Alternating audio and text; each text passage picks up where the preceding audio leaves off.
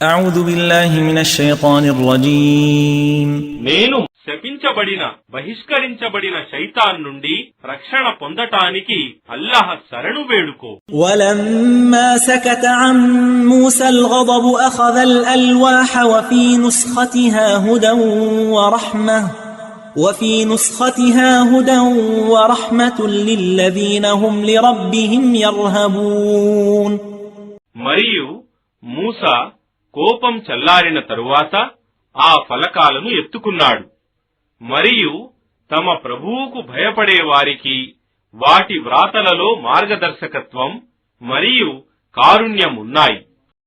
واختار موسى قومه 70 رجلا لميقاتنا فلما أخذتهم الرجفة قال رب لو شئت أهلكتهم من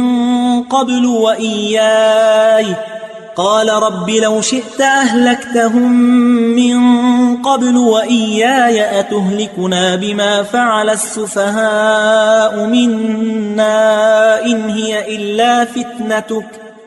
هي إلا فتنتك تضل بها من تشاء وتهدي من تشاء أنت ولينا فاغفر لنا وارحمنا وأنت خير الغافرين.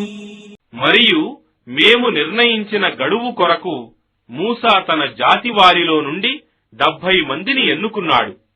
ఆ పిదప వారిని భూకంపం ఆవరించగా మూసా ఇలా ప్రార్థించాడు: ఓ నా ప్రభూ, నీవు కోరితే వీరిని మరియు నన్ను కూడా ఇంతకు పూర్వం సంహరించి ఉండేవాడవు. ఏమి, మాలో కొందరు మూఢులు చేసిన పనికి నీవు మమ్మల్ని నశింపజేస్తావా? ఇదంతా నీ పరీక్షయే. దీని ద్వారా నీవు కోరిన వారిని మార్గభ్రష్టత్వానికి గురి చేస్తావు మరియు నీవు కోరిన వారికి మార్గదర్శకత్వం చేస్తావు. మా సంరక్షకుడవు నీవే. కావున మమ్మల్ని క్షమించు, మమ్మల్ని కరుణించు, మరియు క్షమించే వారందరిలో నీవే అత్యుత్తముడవు.